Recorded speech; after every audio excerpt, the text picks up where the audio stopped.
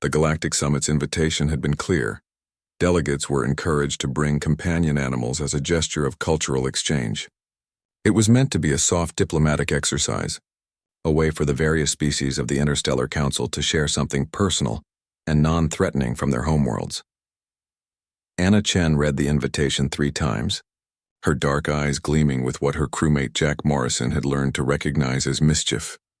"Don't," Jack warned from across their ship's common room. "Whatever you're thinking, don't." "I'm not thinking anything," Anna replied, her voice the picture of innocence. She was already pulling up files on her datapad. "Anna, they want pets. Cute, harmless things. The Regellians will probably bring those floating jellyfish that sing.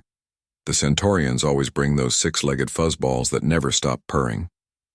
The invitation says, "companion animal," Anna countered. "It doesn't specify size or diet." Jack's stomach dropped. "No, absolutely not. You're not bringing... I'm bringing Titan." The gathering hall on Station Harmony was exactly what one would expect from a diplomatic pet show. Crystalline cages held creatures that chirped, glowed, or floated serenely.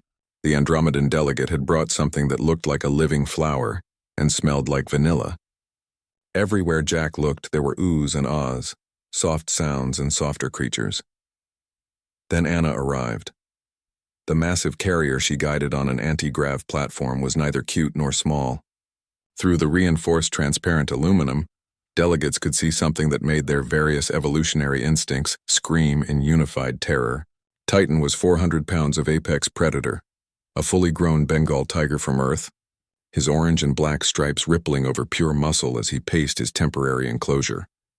The hall fell silent except for the low, rumbling growl that vibrated through the floor.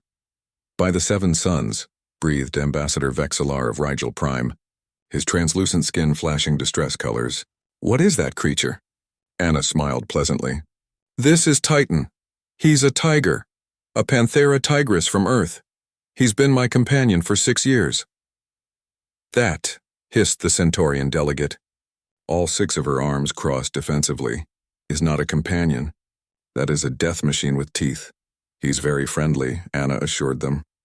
Though Jack noticed she kept her hand away from the carrier's access panel. The station's security chief, a hulking Draxian named Gror, approached with his hand on his plasma rifle. "Human delegate, that creature must be removed immediately. It poses an unacceptable risk to..." Titan's roar cut him off. The sound was primal, ancient, a noise that predated civilization and spoke directly to the prey brain that lurked in every sentient species. Several delegates fled. Others froze. "The Andromedan's flower creature wilted and dropped all its petals, you see?" Gror's voice was admirably steady despite his skin's fear-pale hue. "This is why humans were the last species invited to the council." "You're all insane." Anna's expression hardened. "Titan is perfectly safe in his carrier. He's here because you asked us to share our culture. This is part of human culture, the relationship between human and predator, spanning thousands of years." "Humans keep predators?" Vexler's voice was faint. "Some of us," Jack interjected, stepping forward to stand beside Anna. He'd been against this idea, but he wouldn't leave his crewmate to face the council alone. "On Earth, humans have coexisted with dangerous animals for millennia. We've domesticated some. Others, like Titan, we formed bonds with through mutual respect." "Mutual respect," repeated the Centaurian delegate. "With something that clearly wants to eat us?" Anna moved to the carrier's control panel. Jack tensed, but she only activated the expanded biodisplay. Holographic data flowed above the carrier, showing Titan's vital signs, dietary information, and behavioral patterns. Titan was rescued from an illegal breeding facility as a cub, Anna explained, her voice taking on a lecturer's tone. "He was malnourished and injured. I rehabilitated him. In return, he's been loyal, affectionate, and yes, protective. He's saved my life twice." "How?" Gror demanded. "By eating your enemies. Once by warning me of a hull breach I couldn't detect. Once by placing himself between me and an armed pirate who'd boarded our ship." Anna's hand rested on the carrier's surface, near where Titan's massive head pressed against the barrier. "He's not just muscle and teeth. He's intelligent, emotional, and capable of incredible gentleness." To demonstrate, Anna opened a small feeding port. Every delegate tensed, weapons were half drawn, and Jack's hand moved instinctively toward his sidearm. But Anna simply extended her bare arm through the opening. The gasps were audible across the hall. Titan's enormous head moved forward. Those jaws that could crush bone with ease opened slightly, and then, impossibly, the tiger began to groom Anna's arm with his rough tongue, a deep purr rumbling from his chest. Anna scratched behind his ears, her fingers disappearing into his thick fur. "This," she said quietly, "is trust. This is the bond between human and animal. Yes, Titan could kill me in seconds. Yes, he's a predator, but he's also my friend. He knows I'll never hurt him, and I know he'll never hurt me." Vexilar floated closer, curiosity overcoming fear. "And you say humans have maintained such relationships for thousands of years?" "Longer," Jack confirmed. "We've lived alongside wolves, lions, bears, creatures that should be our mortal enemies. We've even invited smaller predators into our homes. Cats, for instance, are descended from ambush hunters, yet billions of humans share their living spaces with them. Why?" The Centaurian delegate's voice held genuine confusion. "Why would you choose to live with danger?" Anna withdrew her arm and sealed the port, though Titan continued to watch her with golden eyes. "Because danger isn't the opposite of companionship. Understanding is. Titan and I understand each other.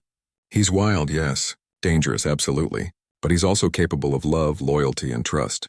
Maybe that's the most human thing of all, finding connection not despite the danger but within it." The hall remained quiet as delegates processed this. Slowly, a few ventured closer to the carrier, observing the massive predator with new eyes. Titan, for his part, settled onto his belly, looking for all the world like an oversized house cat. "Humans are terrifying," Vexilar finally said, but there was a note of respect in his translation. "You befriend death itself and call it love," Anna smiled. "We prefer to think of it as optimism." As the summit continued, other delegates began sharing stories of their own companion animals. Safe, sensible creatures that sang or glowed or provided comfort without threat. But Jack noticed something.